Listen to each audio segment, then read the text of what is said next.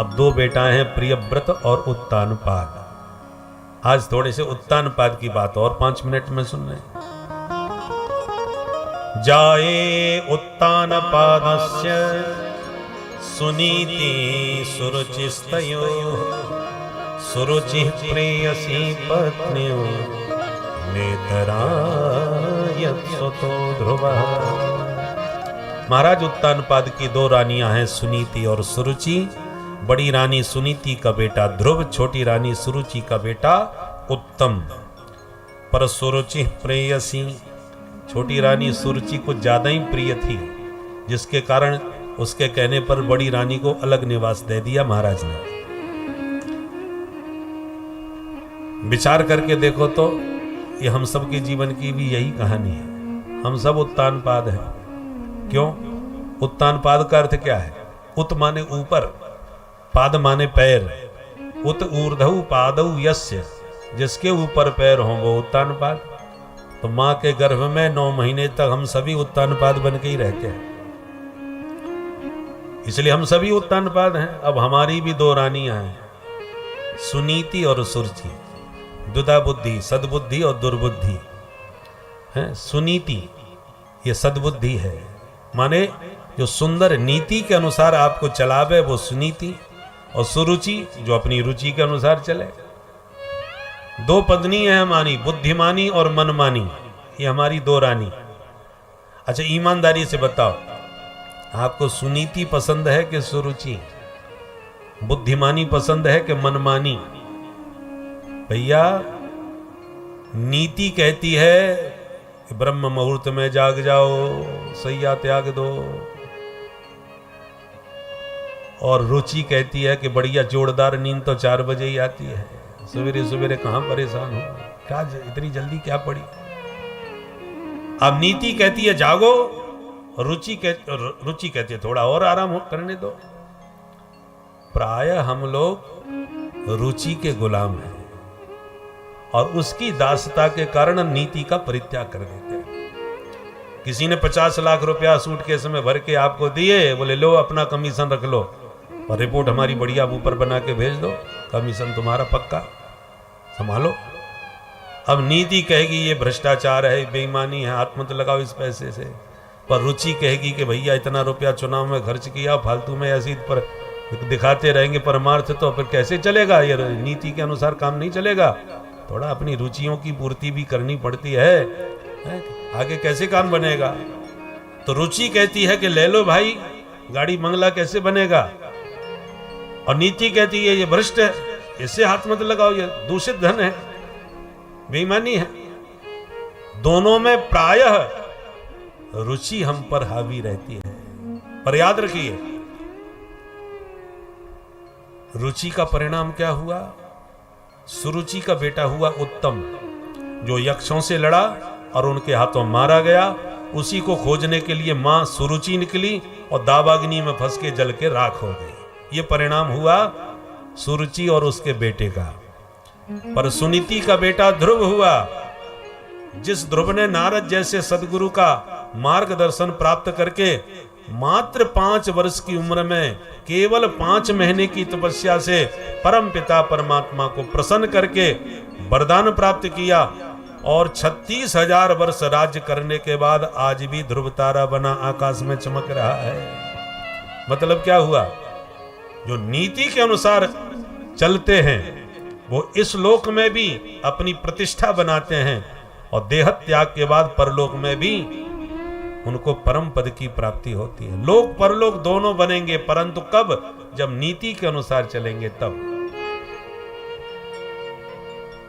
सुनीति के पुत्र बनो यदि लोक परलोक बनाने हैं तो। सुरुचि के अनुसार चलने से कुछ हाथ नहीं लगेगा। चाहे जितने नोट कमा लो अनीति के द्वारा, अपनी रुचि से अपनी महत्वाकांक्षाओं को पूर्ण करने के लिए, पर हर समय भय बना रहेगा। नोट चाहे जितने हों, परंतु ज्यादा खर्च करने पर कहीं छापा ना पड़ जाए, कहीं किसी को पता ना चल जाए, कहीं किसी फाइल में नाम ना आ जाए। आतंक के साया में जीना पड़ता है, और जिस दिन वो पोल पट्टी आज नहीं तो कल खुलती है, तो समाज में भी अपकीर्ति हाथ लगती है, और परलोक तो बिगड़ ही गया। इसलिए लोग परलोक सब चले जाते हैं कब?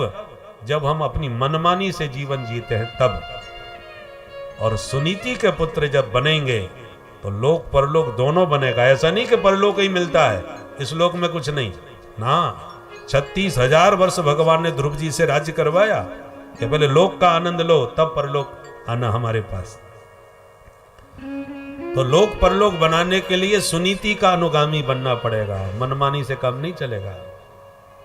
बोलो जय सिया राम। जय सिया राम। सुनीति के पथ पर। इसी देश में जहां इतने भ्रष्टों की भीड़ है वहां ऐसे सदाचारी और ईमानदार भी बहुत से लोग नहीं तो पर गिने चुने अपवाद रूप में ऐसे चरित्रवान भी पुरुष होते हैं। इसी देश का एक ऐसा भी प्रधानमंत्री हुआ है जो प्रधानमंत्री के पद पर रहने के बाद 26,000 रुपए का अपना कर्ज भी चुकता नहीं कर पाया था। ऐसा देश का लाल बहादुर शास्त्री जी, वो भी प्रधानमंत्री थे और कितने चरित्रवान ईमानदार हुए। तो ऐसा नहीं कि सब बेईमान हैं, सदाचार संपन्न ऐसे ध्रुव तारे गिने चुने हैं। ध्रुव तारा इन लाखों तारों में अलग अपनी पहचान बना करके रहता है।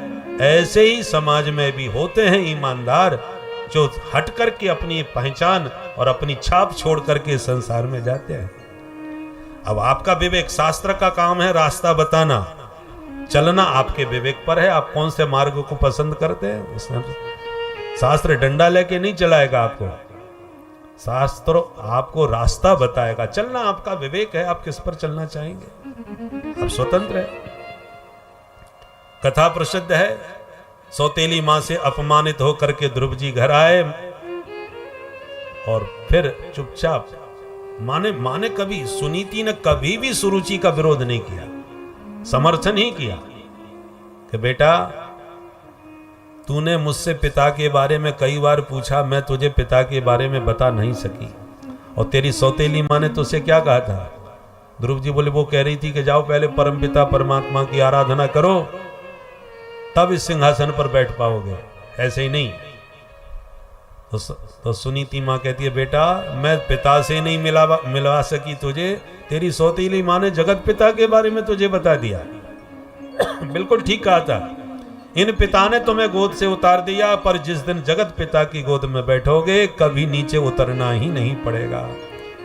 और तब ध्रुव जी घर से निकले और नारद जी का मार्गदर्शन प्राप्त करके मथुरा में जमुना में नहा के मधुबन में बैठ के केवल 5 महीने तपस्या करी और परमात्मा शंख चक्र गदा पद्म लेकर के प्रकट हो गए। बोल भक्त वत्सल भगवान की जय। ध्रुव जी चरणों में गिरे और मन में सोचने लगे, मैं पढ़ा लिखा कुछ हूं नहीं, क्या बोलूं, कैसे स्तुति करूं। भगवान ने तुरंत अपना शंख ध्रुव जी के गाल से छुआ दिया। शंख का स्पर्श होते ध्रुव जी को सारा वेद वेदांत उपस्थित हो गया। 12 मंत्र जप करके प्रभु को पाया था। तो ध्रुव जी ने फिर 12 श्लोकों में ही भगवान की स्तुति गाई। योऽन्तः प्रविश्य मम वाचमिमां प्रसुप्ताम्, योऽन्तः प्रविश्य मम वाचमिमां प्रसुप्ताम्, सञ्जीवयत्यखिल शक्तिधर स्वधाम्ना, सञ्जीवयत्यखिल शक्तिधर स्वधाम्ना, अन्यासहस्रचरण श्रवण त्वगादि, अन्यासहस्रचरण श्रवण त्वगादि, प्राणान्नमो भगवते पुरुषाय तुभ्यं, प्राणान्नमो भगवते पुरुषाय तुभ्यं, योऽन्तः प्रविश्य मम वाचमिमां प्रसुप्ताम्, प्रविश्य मम वाचमिमां प्रसुप्ताम्।